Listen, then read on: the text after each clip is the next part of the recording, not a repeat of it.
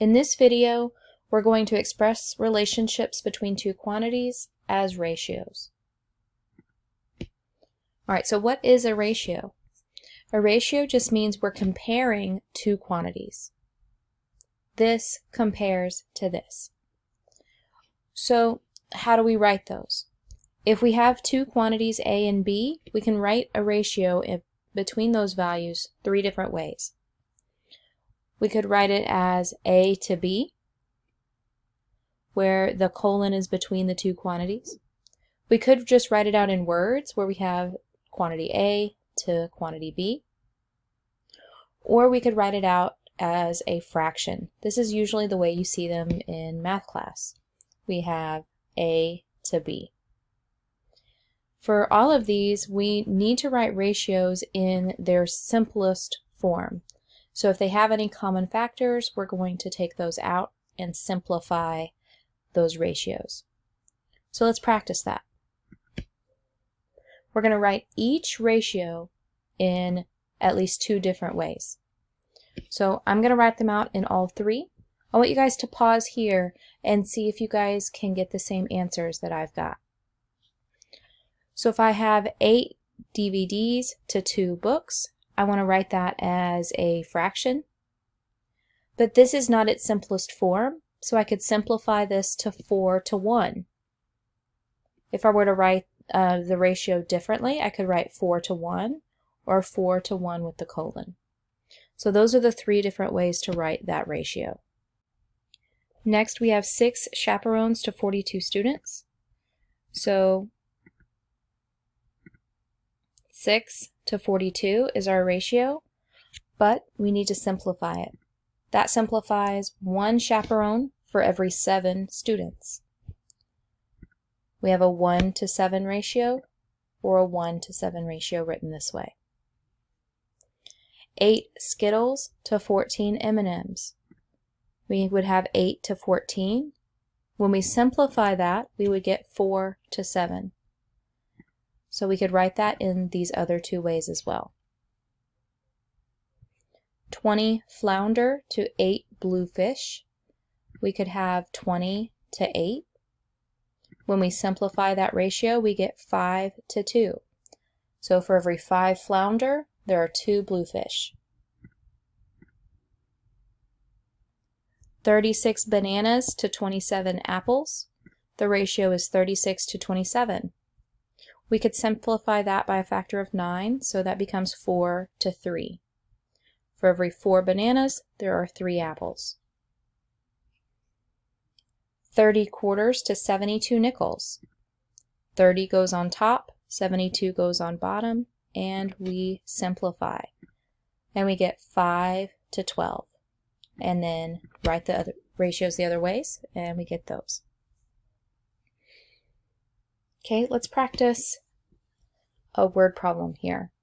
This past season, the hockey team had 48 wins and 28 losses. We're going to find each ratio in its simplest form. So wins to losses. So how many wins did we have? We had 48. How many losses did we have? We had 28.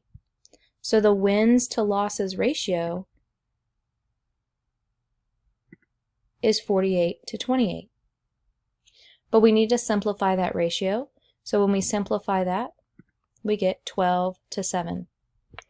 For every 12 wins, there were 7 losses during that season. What about here, the number of losses to the total games played? We know how many losses we had. How do we figure out how many total games we had?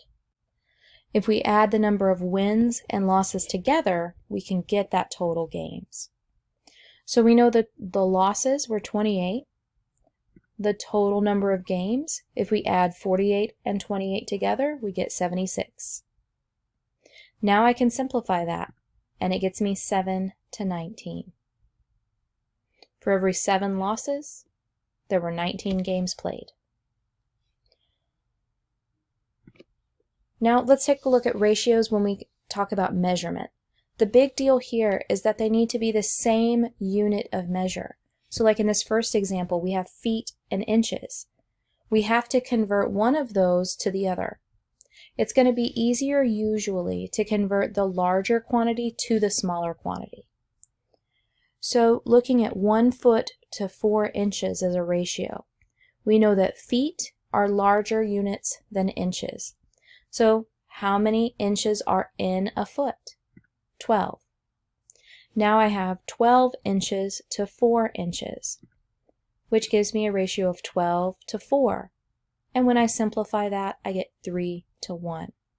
But these are both in inches this time. 3 inches for every 1 inch. We have feet and yards. There are 3 feet in every yard, so I could convert 2 yards to 6 feet. Then I can write the ratio 2 to 6, and that simplifies to 1/3. We have centimeters and meters. There are 100 centimeters in a meter, so I can convert 5 meters to 500 centimeters. That's going to give me a ratio of 200 to 500, and then I have 2 to 5. 4 cups to 8 pints. A pint is bigger than a cup. There are 2 cups in every pint, which means 8 pints is equivalent to 16 cups.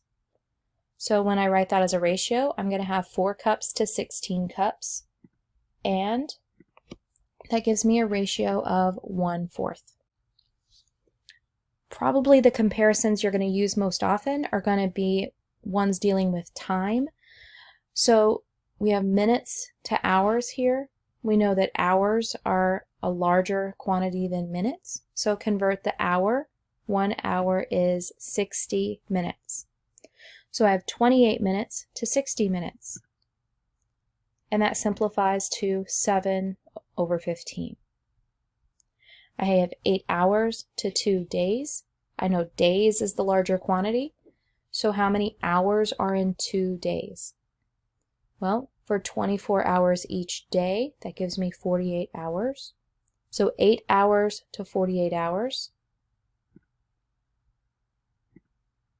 simplifies to 1/6. Make sure you're converting to the same unit here. Go back through these examples if you need to see them again.